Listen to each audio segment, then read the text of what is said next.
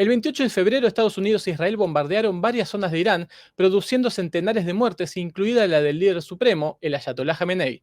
Irán respondió atacando las bases militares de Estados Unidos en Medio Oriente y también algunos puntos de Israel. El mundo vuelve a estar en guerra y las consecuencias aún son imprevisibles. ¿Ya llegó la Tercera Guerra Mundial o estamos en una nueva etapa de un conflicto de larga data? ¿Cómo se activarán las alianzas internacionales? ¿Hay riesgo nuclear? Hoy hablaremos de estas cosas con Manolo Monereo. Empezamos.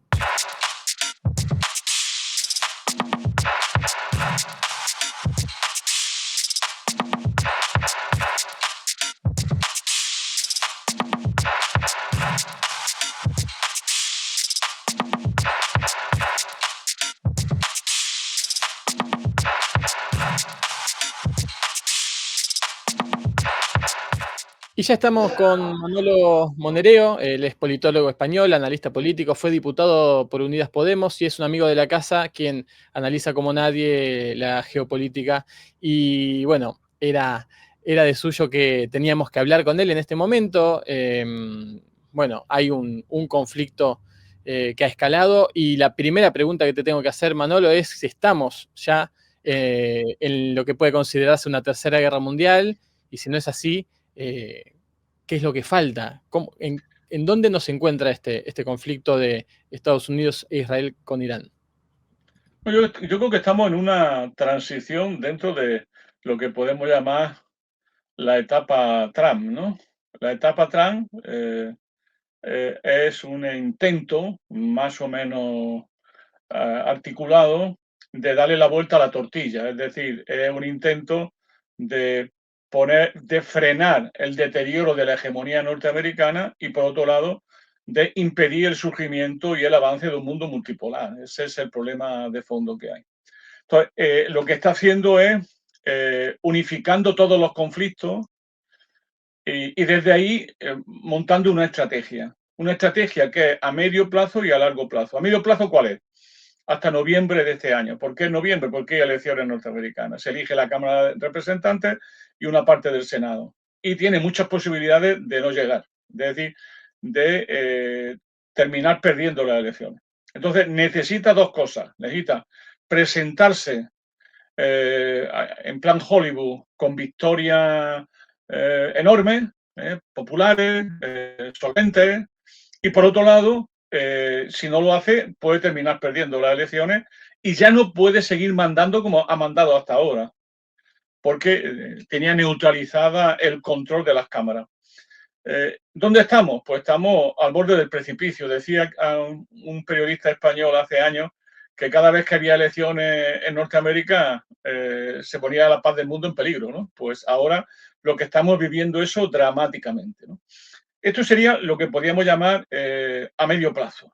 Y a largo plazo lo que hay es una reestructuración profunda del mapa de Oriente Medio, que está ya muy avanzado, y donde Netanyahu es el que lleva la dirección política. En esto también hay que tener cabeza. Netanyahu no es un aliado de Estados Unidos, es un actor interno de Estados Unidos. Es decir, es una parte de los grupos que dirigen el país. Y además es el padre espiritual de los neocon desde hace 20 años. Entonces, Netanyahu ha llegado al momento, ha creído llegado el momento para resolver dos cosas. Uno es el problema palestino, que según él está en vías de solución vía genocidio, y ahora ya, una vez que tiene, por decirlo así, el frente interno resuelto, ahora entra en una segunda fase, que es eliminar a Irán, no por cuestiones que tengan que ver con la democracia o que tengan que ver con las bombas nucleares, no, es simplemente porque es una potencia que le hace sombra y la condición para que Netanyahu, el gran Israel, reine en Oriente Medio es eliminar a Irán. Esa es la razón que estamos. ¿Estamos en la Tercera Guerra Mundial? El Papa Francisco hablaba de guerra por piezas, ¿no? Si vamos uniendo las piezas, es posible que se pueda ver que hay un trasfondo, ¿no? Que hay un horizonte, ¿no? Ese horizonte puede ser una guerra nuclear. Ahora bien, ¿vamos a llegar? No lo sé, pero estamos, como decía aquel, ¿no? Bailando en la cuerda floja, ¿no? En las entrevistas que hemos hecho con vos nos venías alertando de esta cuestión de Netanyahu como un actor interno de la política de Estados Unidos y ahora se constata más que nunca, además con las palabras de Marco Rubio, ¿no? Admitiendo de algún modo que tuvieron que atacar primero porque Israel iba a atacar y como que Israel decidió esa cuestión. ¿Por qué esta subyugación de Estados Unidos al poderío de Israel? ¿A qué se debe? ¿Cómo se rompe? ¿Esta es una alianza que no tiene ruptura? Es una larga historia y compleja, ¿no? Si uno conoce un poco la historia norteamericana antes, hasta el año 1945, había el mismo antisemitismo que había en toda Europa durante ese mismo tiempo. Es decir, los judíos ni eran ni bienvenidos, empezaban a ser una fuerza organizada, una fuerza política, pero no había esta alianza histórica, ¿no? Esta alianza histórica se ha ido estableciendo durante toda la etapa de la Guerra Fría, hasta el punto de que esta alianza tiene tal control sobre la vida pública que prácticamente no hay ningún senador ni ni ningún miembro de la Cámara de Representantes que no sea financiado por los lobbies israelitas. Es decir, dicho de otra manera, nadie puede ganar unas elecciones ante el veto de los lobbies judíos. Eso es tan dramático que ha impedido de facto que Estados Unidos pueda tener una política independiente y autónoma con respecto a Oriente Medio. Al final ya lo que ha ocurrido es que la interrelación, la alianza se ha hecho tan estrecha que se ha convertido el Estado de Israel y sobre todo Netanyahu, no así todos los anteriores presidentes, se ha convertido en un actor interno y hasta el punto que todo el neoconservadurismo ha tenido siempre como referente al Estado de Israel. Y algo más importante, se ha producido en estos años una alianza entre un sector muy amplio del cristianismo con el sionismo, que además ha jugado la carta de sionista. Es decir, en la medida de que consideran que Israel es el pueblo elegido, que tiene las condiciones necesarias para, como tal, gobernar el mundo y que tiene que cumplir al pie de la letra los mandamientos y los mandatos del Antiguo Testamento en las dimensiones del Gran Israel. Entonces, esa es una alianza muy importante que está detrás del triunfo de Donald Trump y que tiene una influencia política, sobre todo en los republicanos, enorme, pero también cada vez más en los demócratas, ¿no? Ahora, para saber dónde estamos parados y paradas, explícanos un poco qué sistemas de alianzas se empiezan a activar con todo esto, porque enseguida lo que nos hace ver este conflicto como un conflicto de mayor escala que el específico de Medio Oriente es que empieza ahí a haber participación de las bases británicas, que hay una activación de Europa, que Rusia habla, que China recomienda. Esto puede pasar de un minuto al otro, ser también una escalada de la activación de las alianzas. ¿Cómo juega esto y en qué momento estamos? O sea, yo creo que fundamentalmente hay un momento de ofensiva norteamericana. Es decir, ahora mismo lo que estamos es en plena ofensiva, donde además Donald Trump usa el único elemento donde tiene superioridad, que hay en el político militar. O sea, hoy no hay ninguna fuerza militar comparable a la fuerza militar de Estados Unidos. Eso en unos años, y esto es muy importante, en unos años va a ocurrir, pero eso aún no ha ocurrido. Esto es muy importante porque si no lo usan ahora, a lo mejor dentro de 3 o 4 años no lo pueden usar. El factor tiempo es clave en geopolítica. Entonces, ahora mismo lo que hace es pasar a la ofensiva, situar a todos los actores contra la espada y la pared y ver cómo van sucediendo las cosas.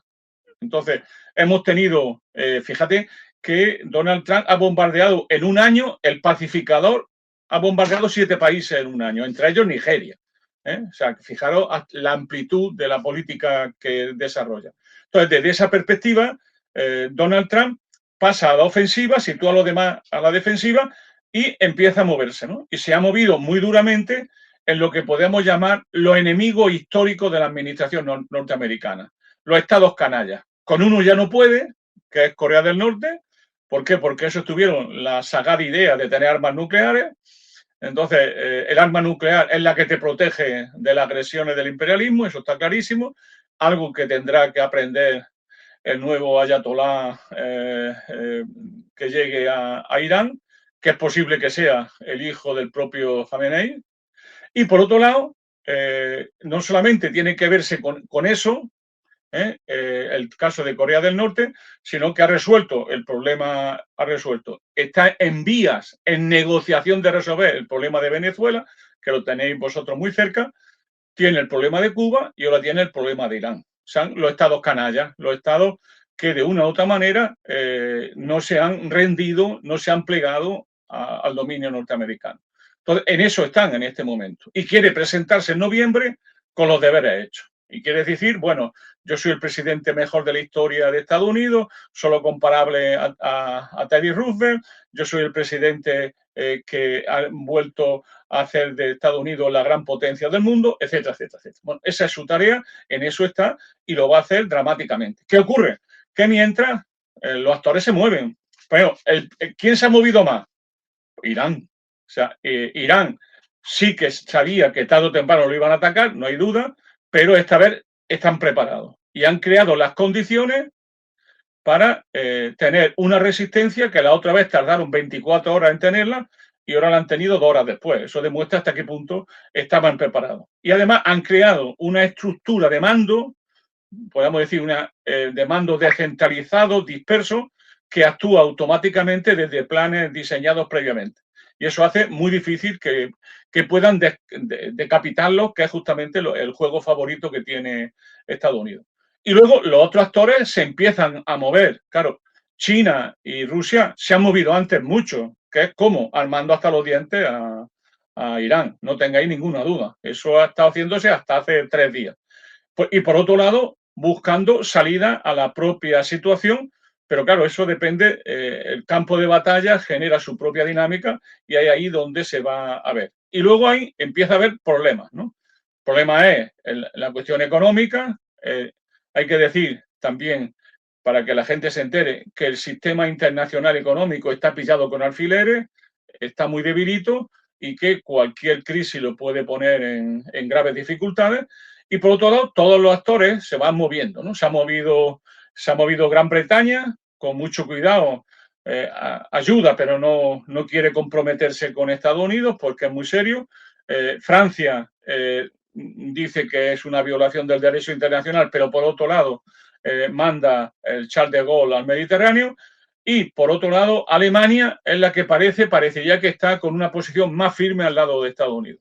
Y luego, pues países como España, que Pedro Sánchez, que es más listo, es muy listo y que sabe de qué va el rollo y conoce muy bien a este pueblo, pues ha aprovechado para, ¿cómo te diría? Para referenciar a su vida pública, su papel público con Donald Trump. Y eso siempre trae dividendos internos interesantes, ¿no? Como ya lo hizo con Gaza, pues ahora lo va a hacer con Donald Trump. En definitiva, esto está en pleno movimiento, la dinámica va a depender mucho de lo que pase en la guerra, pero yo atisbo que las cosas no han salido como Donald Trump esperaba. De eso te quería preguntar, porque ¿qué hay de cierto de que Trump proyectó un conflicto corto en donde pudiera mostrarse como aquel que sigue haciendo valer el imperio estadounidense? Y claro, la estrategia de Irán es llevar el conflicto a una más larga data. Y ahí también entra, y te lo pregunto también, entra lo económico, que una cosa es resistir con el estrecho de Hormuz cerrado 4 o 5 días y otra cosa es que eso empiece a hacer tambalear esa frágil economía global que además está toda conectada, ¿no? Se mueve una mariposa en el estrecho de Hormuz y sube la gasolina en Ecuador, ¿no es cierto? No, más que una mariposa, un misil, pero es así, ¿no? Es decir, al final lo que estamos es ante un mundo que está en un proceso de desglobalización, ese mundo se está adaptando a las reacciones, sobre todo de Estados Unidos, a lo que se ha llamado el nacionalismo imperial estadounidense, A su vez, los BRICS tienen su propia dinámica, ahora muy en un segundo plano, porque los BRICS no son una organización militar ni defensiva y por lo tanto ellos viven en otro marco que le impide actuar unificadamente en un conflicto militar de esta magnitud. Entonces estamos ahí en un momento complicado, que haya hecho donde todos se mueven, pero lo hacen de tal manera que no compliquen mucho más la situación. En el fondo, ¿dónde estamos? Que es lo que yo creo que hay que entender. Estamos en un proceso que de continuar en este marco 3, 7, 8 días más, es decir, antes fueron 12 días, la guerra de 12 días en el 25, ¿no? Pues ahora yo creo que puede durar más que esos 12 días. Y eso no está pensado por Estados Unidos ni por Israel. Es más, pueden tener problemas hasta logísticos, tienen problemas de municiones. ¿Por qué? Porque Irán, que es un gran productor militar, ha creado y ha organizado un potentísimo complejo militar industrial y luego ha estado asesorado y hay presencia de insumos muy importantes de defensa que le ha venido de China y de Rusia. Bueno, estamos en un momento muy delicado que los actores fundamentales mundiales no quieren que derive a un conflicto más generalizado. Veremos si eso se puede contener o no, ¿no? Y hay gente que del propio Estados Unidos y del entorno de Donald Trump que sueña hasta en algún momento usar armamento nuclear táctico. Eso está todavía dándole vueltas por ahí a esta gente, porque son gente que básicamente no tienen una visión histórico precisa de lo que está ocurriendo. Entonces son actores con un tipo de formación y una visión del mundo, yo creo que es muy poco adecuado al mundo real que existe hoy, que no tiene nada que ver con el mundo de hace 15 o 20 años, ¿no? Te llevo de nuevo un poco a lo que comentaste de España. ¿Cuál es el rol de España? ¿Cómo lo evaluás? Hay que decir que, bueno, Pedro Sánchez dijo que no iba a prestar sus bases para ningún despliegue. Trump contraatacó con decir que iba a congelar el comercio con España. ¿Cómo juega esto también al interior de la OTAN, al interior de la Unión Europea, que esté esta disidencia? Y bueno, ¿cómo la analizás? Bueno, Estados Unidos tiene aliados fieles permanentes que hagan lo que hay, lo van a apoyar. Y luego tiene aliados que no se enfrentan directamente con él, pero que de una u otra manera están distantes de esta posición, ¿no? Y luego eh, Alemania levanta la cabeza, ¿no? Y Alemania parecería que en este caso Merkel sigue muy fuertemente la política norteamericana. De ahí a que se implique militarmente es otra palabra y es otro momento. En el caso de Sánchez, lo que demuestra es, pues, por un lado, no digo que sea oportunista, pero tiene un buen sentido de la oportunidad. Tú sabes que esto de entre el sentido de la oportunidad y el oportunismo hay una línea delgada, ¿no? Entonces yo creo que tiene un fuerte sentido de la oportunidad. Le fue muy bien manteniendo una posición que no fue nada del otro mundo con respecto a Gaza, y ahora yo creo que sabe perfectamente que para la opinión pública española usar las bases de Morón y Rota para atacar directamente a Irán no es presentable. Es que, vamos a ver, para una parte de la opinión española, Donald Trump es el gran desestabilizador de las relaciones internacionales y lo miran como el mayor peligro. O sea, antes tenían los peligros, podemos decir, construidos, ¿no? ¿El peligro quién era? Pues era básicamente Putin, Xi Jinping, Corea del Norte, Irán, pero ahora se dan cuenta que la alternativa es todavía mucho peor, ¿no? Y que nos pone contra la espalda de la pared, ¿no? Porque Donald Trump no oculta lo que hace, no hace discursos buenistas, no invoca el derecho internacional, no, simplemente es esta riqueza de América Latina son míos, este territorio y sus recursos son de uso exclusivo de Estados Unidos, aquí no pueden entrar, como en América Latina, no pueden entrar grandes empresas chinas que de una u otra manera puedan controlar los recursos minerales o los recursos energéticos de América Latina. O sea, todo eso lo tienen en la cabeza y lo dicen, pero en el resto del mundo también. Entonces, la reacción, pues decir, bueno, con el permiso de Pedro Sánchez o no, lo vamos a hacer, vamos a seguir usándolo, ¿no? Claro, eso ya repetirlo más de una vez no es fácil y entonces ahora ya lo que hace es amenazar con el tema comercial y añadiendo el tema del famoso 5% del gasto en la OTAN. Pero en realidad está, como digo yo, centrando la figura de Pedro Sánchez muy bien en Donald Trump. Y Pedro Sánchez, que no es nada tonto, sabe que esto le beneficia, que esto le hace ganar peso en la conciencia popular y sobre todo moviliza a una parte de su electorado que está muy inquieto con la política española, con los casos de corrupción en el PSOE y que no ve mucha alternativa, ¿no? Manolo, en esta tesis de que el conflicto se alargue más de lo que Estados Unidos ha proyectado, ¿cómo juega lo económico? Algo mencionábamos recién de, bueno, el tema del petróleo, el tema energético que va a ser clave, pero también la inversión que tenga que seguir haciendo Estados Unidos en defensa, un país totalmente agobiado por la deuda. ¿Cómo puede esto repercutir y qué puede llegar a pasar en la economía global, con la inflación, con el dólar, las repercusiones económicas de esto? Hombre, está evidente que esto tiene, por un lado, efectos inflacionarios inmediatos, ¿no? Que van a notar todos los países no tardando mucho. O sea, se va a traducir pronto en la economía real. Luego, a su vez, todo esto, de alguna manera, tiene mucha incidencia en los flujos, sobre todo financieros, ¿no? El dinero es un, entre comillas, un bien público privatizado y que es muy sensible al miedo, es muy sensible a los problemas de seguridad, ¿no?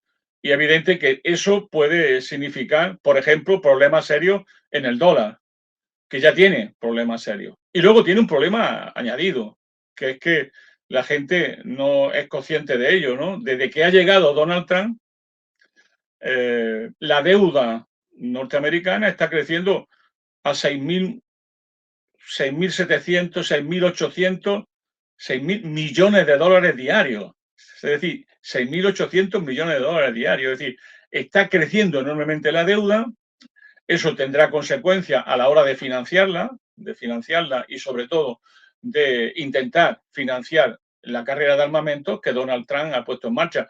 Donald Trump quiere en este año pasar de gastar casi 1 billón de dólares en gasto militar a gastar 1,5 billones, es decir, incrementar un 50% el presupuesto militar. Bueno, todo eso tiene que hacerlo en un clima y en un sector que tiene muchos problemas, ¿no? O sea, yo todavía no alcanzo, hay proyecciones, no alcanzo, pero lo fundamental es tomar cuenta de que esto agrava a lo que ya existe y pone en peligro cosas que aún no existen y que de una u otra manera pueden afectar al comercio internacional, a los grandes flujos comerciales y también al sistema financiero y específicamente a la tasa de interés y específicamente al problema del dólar como moneda de reserva, ¿no?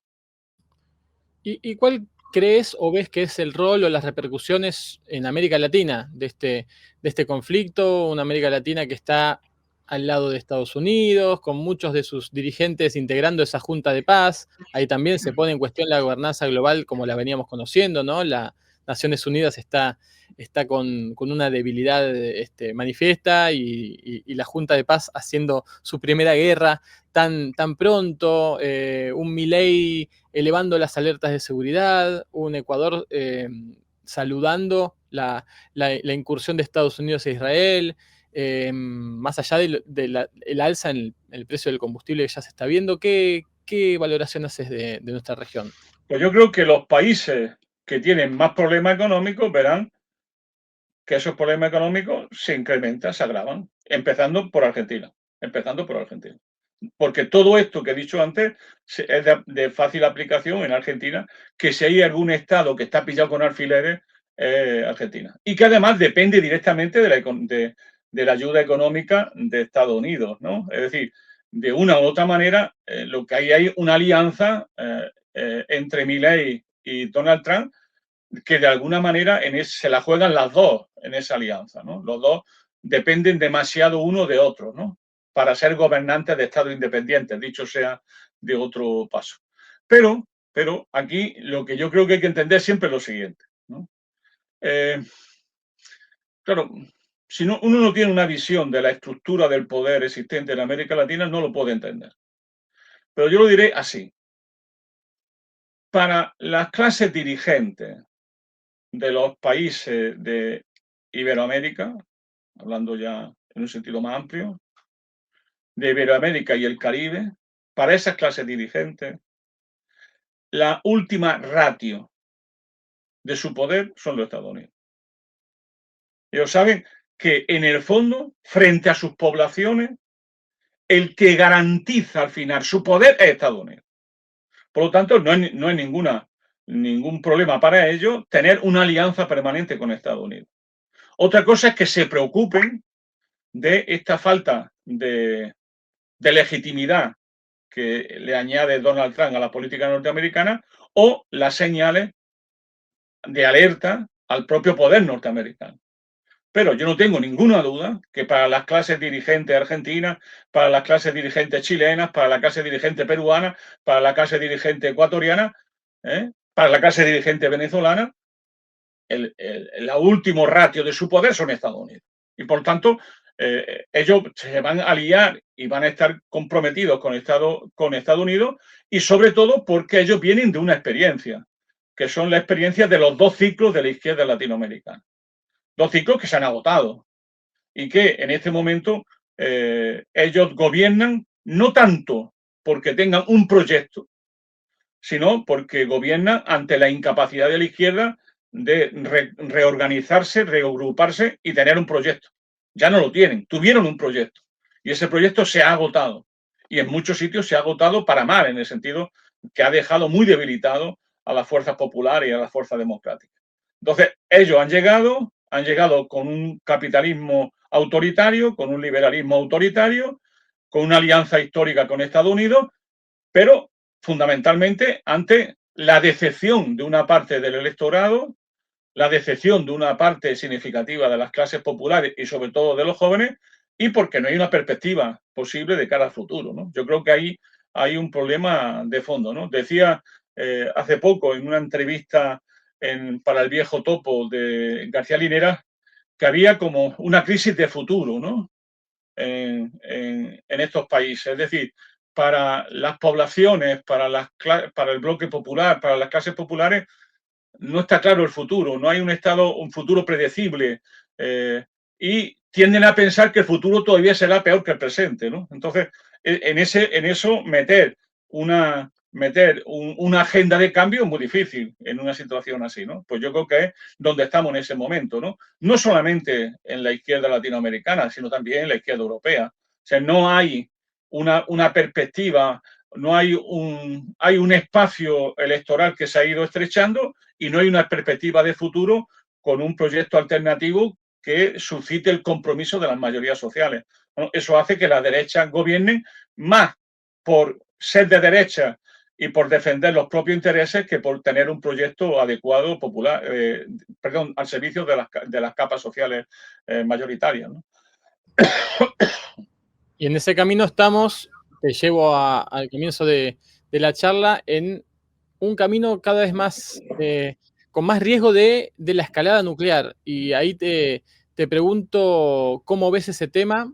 Casi que habría que preguntar qué tiene que pasar para que no haya esa escalada, viendo que nadie frena a Trump, y que también, y te lo agrego en la pregunta, si hay un temor a que se vea acorralado y ya no tenga más herramientas en esto de una guerra de más largo aliento, de una respuesta de Irán, del el tema de la deuda, de la falta de fondos y de celeridad para ajustarse a los gastos de defensa que son necesarios para una guerra de más larga data, la presión de Israel. ¿Cómo ves el tema de, estamos ante un riesgo latente real? No es una pregunta fácil, ¿no? Y tampoco quiero yo alimentar posiciones catastrofistas, ¿no? Pero creo que hay un problema serio, que es que el Tratado START no ha sido renovado, que es el Tratado de Limitación de Armas Nucleares. Y esto es muy serio, ¿no? Rusia ha pedido que se ampliara un año más, no ha sido tenido en cuenta, y lo que ha hecho Donald Trump desde siempre, en el primer mandato y en este, es desvincularse de todos los acuerdos de la administración anterior, de todos los acuerdos. Entonces, hoy lo que tenemos es un problema muy serio podemos llamar así, de acuerdos verificables, de tratados de limitación de armas nucleares. Eso tenemos un problema muy serio. Primer problema. Luego también hay un segundo plano, que es el siguiente, ¿no? Hay ya un tipo de armamento, sobre todo armamento que tienen los rusos, que tienen los chinos, y en parte lo tiene ya Irán, donde lo que podemos llamar los límites entre convencional y nuclear se han acercado mucho, ¿no? Y que pueden tener efectos muy, muy serios. Aparte de que esos mismos, por ejemplo, el Oresnik ruso, ¿no? El misil Oresnik, que puede ir a su vez, puede ir con un armamento nuclear. Pero sin armamento nuclear tiene una capacidad destructiva militar enorme, enorme, que ya hemos visto en funcionamiento en 2 casos en la guerra de Ucrania. Yo creo que es ahí donde estamos, ¿no? Yo lo que veo es una escalada donde se use un armamento convencional cada vez más fuerte, con bombas de mayor peso, de mayor precisión, y que se ponga todos esos arsenales en el conflicto, en este caso, de Irán. Si eso se da, una vez que llegas ahí, ¿qué queda, no? Queda lo nuclear, ¿no? Y yo creo que eso lo hemos vivido en algún momento en Ucrania.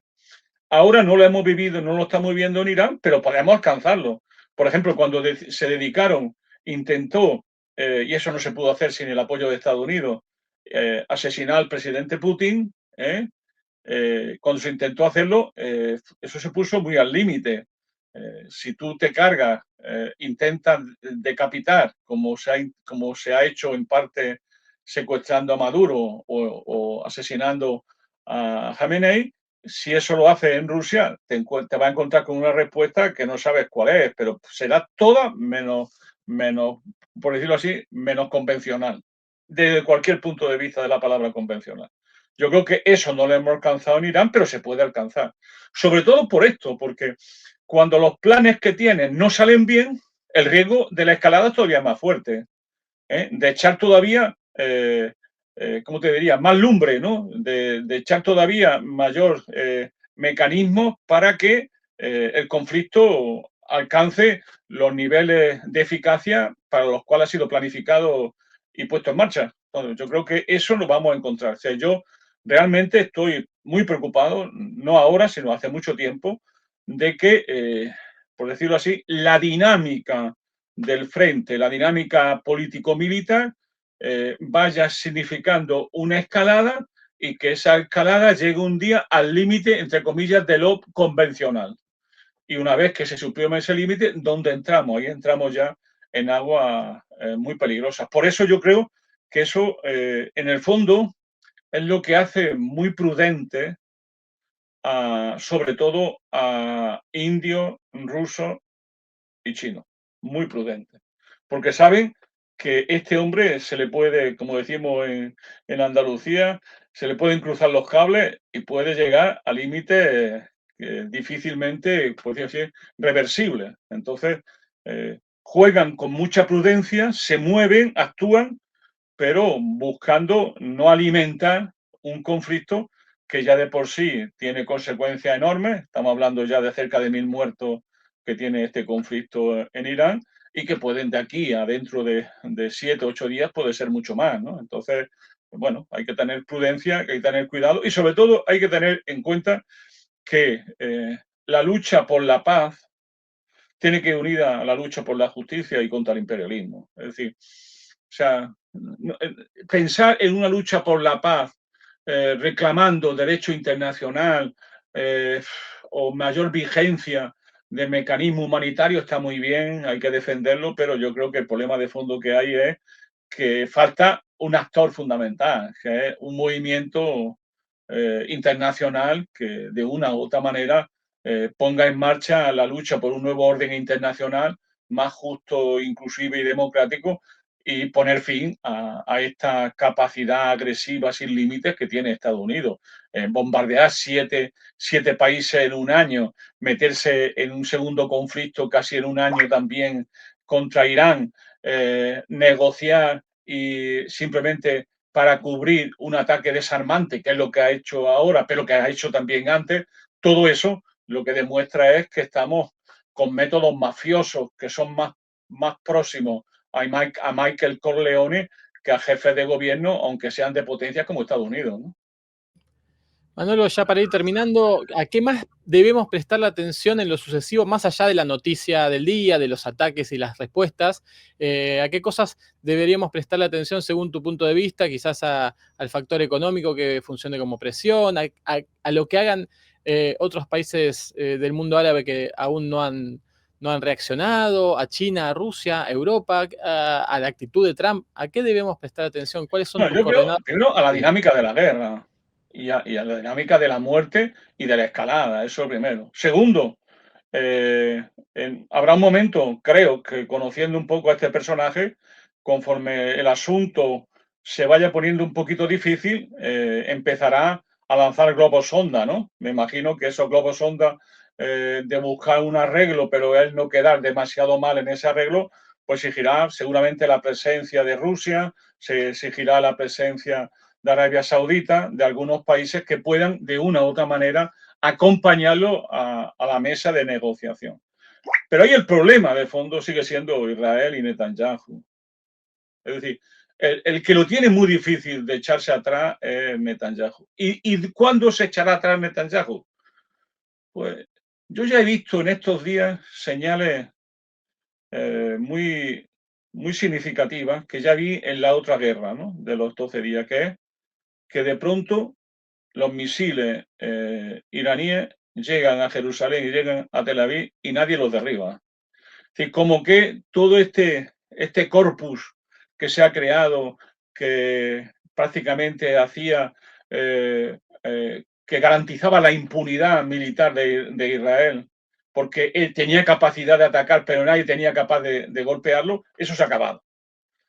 Aunque se está acabando, ¿no? Y mi impresión es de que estamos llegando a eso. Es decir, de que empieza a haber ya señales de que la capacidad de retorsión, como dicen los gringos, de devolver los ataques contra Irán, cada vez tienen más dificultades porque están llegando los misiles con mucha fuerza ya a Israel, ¿no? Yo creo que ahí es otro segundo plano. Y luego, claro, el plano económico es muy fuerte, ¿no? Y que en ese plano económico tardará seguramente un tiempo en traducirse en la economía real, pero se va a traducir largo o temprano en la economía real y no sabemos cuál va a ser su consecuencia, ¿no? Todo eso hará que de una u otra manera empiecen a funcionar lo que siempre funciona, que parece que no, pero que funciona siempre. Son los teléfonos entre las grandes potencias, la negociación bajo mesa, los teléfonos y decir, oye, muévete, que no digas que estoy detrás, pero muévete, ¿no? Entonces yo me imagino que en eso vamos a entrar no tardando demasiado y en función de lo que pase realmente en el frente de batalla, ¿no? Manolo, te agradecemos como siempre tu mirada, tu claridad y seguiremos monitoreando estos temas. Pues suerte, y como dice aquel, y al toro. Y esperar que el toro no venga con cuernos demasiado peligrosos, porque sabes que siempre el problema con un toro es que se lleva por delante el paquete. Esperemos. Esperemos. Y bueno, gracias Manolo. Y de ustedes nos despedimos hasta la próxima. Sepan, como siempre, que pueden compartir este video, dejar sus comentarios y seguirnos en todas las redes sociales para tener las noticias, la actualidad, las 5N, las 5 noticias diarias y también un montón de otros contenidos como este. Hasta la próxima.